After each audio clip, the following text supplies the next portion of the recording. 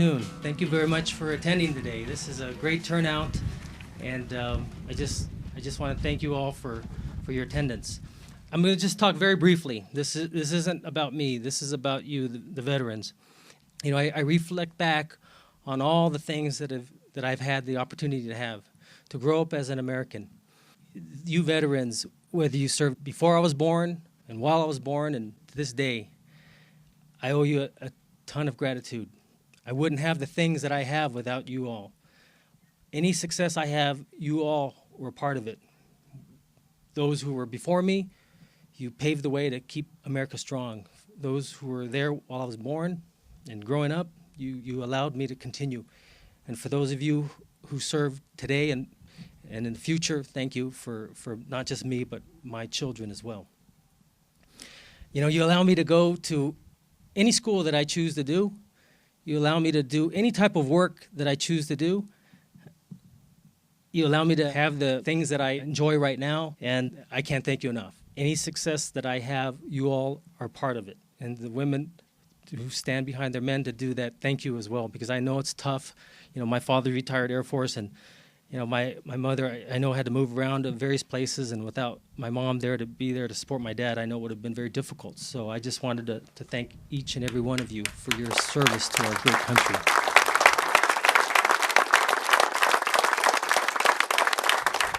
For those of you who've received one of these blue programs, hopefully you had a chance to see on the back some biographies of our guest speakers. It was just totally incredible what our guest speaker did. Hiroshi, I'm sorry, you're probably used to a lot of accolades, but I mean, it's just incredible. I am so thankful and grateful that you chose to come here, and and the service that you've done and everyone has done is just remarkable. And if you would honor us with saying a few words. This is our speaker is Hiroshi Miyamura.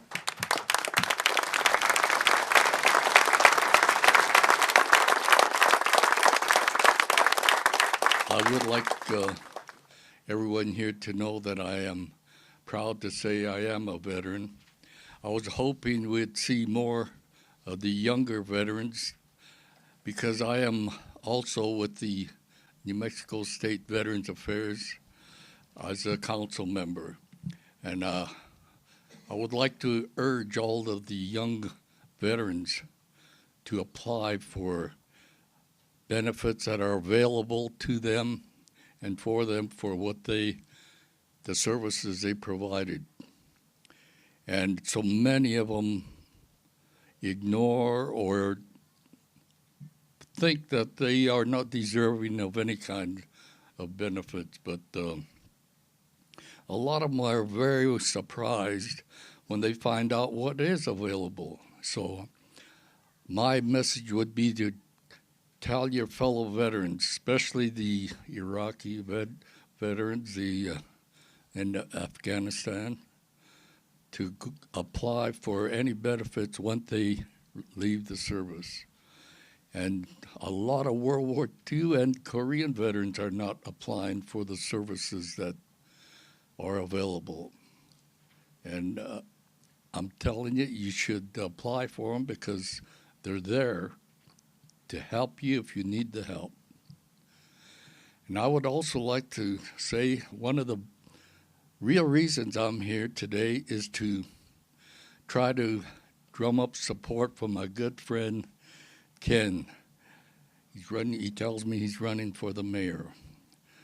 I've known Ken a short time, but I've found him to be a very dedicated person to the community, and has nothing but the community in mind when he seeks this office. And I know you'll benefit tremendously. And I wish that everyone here present would support him in this cause. And I thank you very much.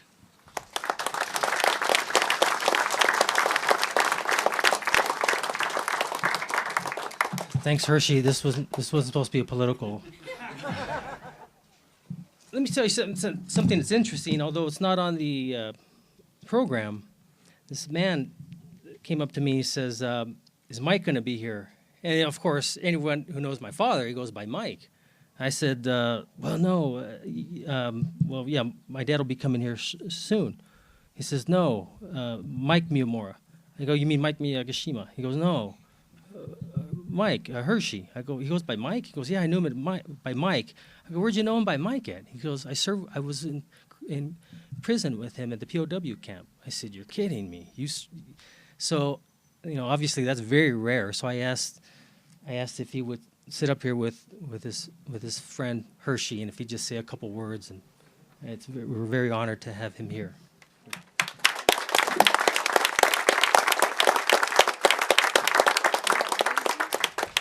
Good afternoon. I'm going to say about 2 or 3 words, and that's going to be about it. When we first met Mike, it was so hard for us young individuals to pronounce his name, so we turned around and nicknamed him Mike. So ever since then, he's been known as Mike. Now, Mike and I and several others were POWs in Korea. We were in Camp 1.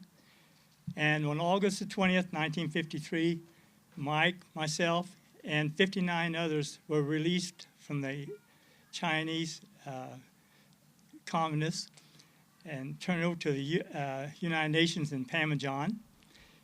And on the 21st of August, which we didn't even have a day to celebrate, go out or buy anything at the PX or spend some of the money we had coming, they put us on a ship and we set sail for the United States. And of course, Mike didn't know that he was going to be awarded the Medal of Honor because he had kept it quiet so that his life would not be in danger while he was a POW. So when we got released and everything, that's when he found out that he had earned the Medal of Honor.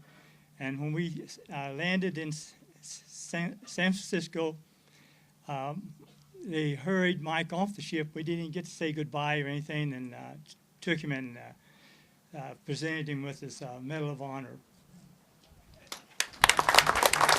Thank you.